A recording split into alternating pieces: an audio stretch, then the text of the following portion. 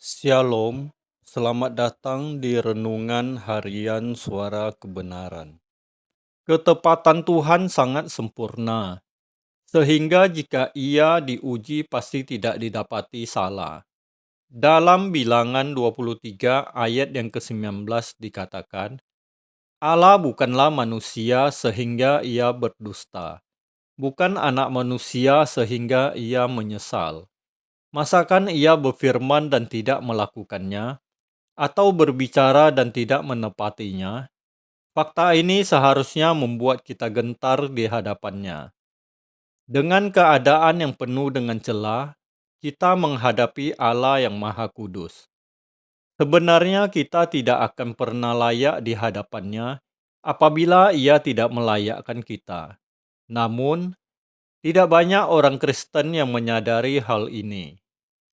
Mereka merasa layak dan pantas diterima karena meyakini doktrin penebusan Tuhan yang dipandang benar. Padahal di sisi lain, mereka tidak sungguh memperkarakan hidupnya di hadapan Tuhan. Mereka hidup sembarangan tanpa kegentaran yang patut terhadap Allah. Banyak orang Kristen dan teolog berpikir bahwa dengan bermodalkan pemahaman doktrinal secara kognitif, mereka merasa pantas di hadapan Allah. Keselamatan dicapai oleh seseorang bukan hanya karena meyakini suatu doktrin dan sekedar mengakui status Yesus sebagai Tuhan dan Juru Selamat, tetapi juga menjalani kehidupan dalam penurutan terhadap kehendak Allah, sehingga seseorang benar-benar melakukan kehendak Allah dengan standar kehidupan Yesus. Yohanes 4 ayat yang ke-34. Keselamatan adalah perubahan hidup dari kodrat dosa kepada kehidupan yang mengenakan kodrat ilahi, dari mencintai dunia kemudian berpaling dari dunia untuk mengarahkan diri ke langit baru dan bumi yang baru.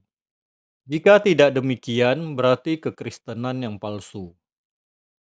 Dalam sebuah kesempatan, Tuhan pernah dengan keras memperingatkan orang Israel mengenai kisah istri Lot.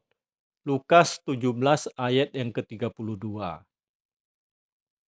Kalau sampai Tuhan mengingatkan kita kepada peristiwa istri Lot, pasti kejadian itu memuat kebenaran yang harus kita perhatikan. Jangan kita memandang kisah-kisah yang ditulis dalam Alkitab seperti barang di museum, hanya mengenangnya tetapi tidak memiliki kaitan dengan kita secara dekat atau lekat. Alkitab harus menjadi kisah yang hidup seakan-akan kita ada di dalamnya. Seakan-akan peristiwa itu sedang terulang dalam bentuk lain, namun dengan esensi yang sama. Memang apa yang terjadi di dalam Alkitab berlangsung kembali dalam hidup manusia. Hanya bentuknya berbeda pada masing-masing individu, tetapi esensinya sama. Sebab kalau intinya tidak sama, pasti Tuhan tidak akan menyinggung mengenai istri Lot. Tuhan pasti tidak akan berkata, "Ingatlah akan istri Lot." Pernyataan ini merupakan peringatan agar kita tidak kembali ke dunia. Kita harus mengenakan kehidupan yang tidak sama dengan dunia ini. Ketegangan Lot dapat kita ambil alih menjadi ketegangan kita, sehingga Alkitab menjadi hidup. Mengambil ketegangan di sini maksudnya menempatkan diri seolah-olah kejadian Lot yang keluar dari Sodom terulang pada kita hari ini. Perbedaannya, kita tidak keluar dari dunia secara fisik, tapi kita harus berkejaran dengan waktu untuk keluar dari cara hidup dunia yang membinasakan. Banyak orang tidak melakukan hal ini. Mereka membaca Alkitab seakan kisah dongeng yang berlalu begitu saja. Ketika membaca Alkitab, kita harus mulai menyalakan kegentaran, seakan-akan kita mengambil bagian dalam perjuangan tokoh yang sedang dibaca. Untuk mulai membiasakan hal ini, kita harus merenungkan firman siang dan malam. Kita harus berani membuat dunia baru, tidak ikut dalam kancah pergumulan hidup seperti anak-anak dunia, karena kita memiliki ladang pergumulan. Ketika Tuhan Yesus mengutip sebuah kisah Alkitab, Ia tidak pernah salah kutip. Tuhan Yesus tidak pernah mengambil kisah Yosafat, Allah berperang ganti Israel, sebagai pelajaran yang hanya menekankan kehidupan yang menyangkut pemenuhan kebutuhan jasmani. Tetapi Yesus pasti mengarahkan kita kepada hal-hal yang rohani atau hal-hal kekekalan. Apa yang dikutip Tuhan di Perjanjian Lama, itu yang harus kita perhatikan dengan serius. Bukan berarti kita tidak boleh memungut kisah-kisah di Perjanjian Lama.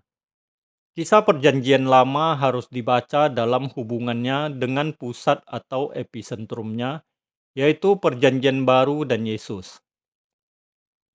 Banyak orang sewenang-wenang mengambil ayat Perjanjian Lama, lalu mengenakannya dalam hidup orang Kristen yang seharusnya pusat atau episentrumnya adalah Perjanjian Baru dan Tuhan Yesus. Seharusnya apa yang dikutip Tuhan Yesus di Perjanjian Lama dihidupkan secara terus-menerus karena pertalian dengan standar umat Perjanjian Baru. Semua tulisan yang diilhamkan Allah, termasuk Perjanjian Lama, mengandung kebenaran. 2 Timotius 3 ayat yang ke-16. Kalau sebuah kisah sampai dikutip oleh Tuhan Yesus, pasti kebenarannya luar biasa. Seperti misalnya kisah istri Lot. Tuhan pasti memiliki tujuan yang kuat untuk memperingatkan bahwa tugas kita adalah masuk dalam pergumulan itu dan menyalakan kegentaran dalam diri kita secara konsisten. Kiranya api atau gairah yang pernah membara di hati orang-orang benar juga menyala di hati kita karena kita di pihak yang sama dengan orang-orang benar dalam Alkitab.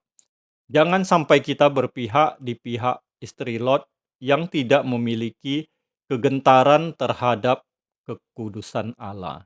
Amin. Tuhan Yesus Kristus memberkati.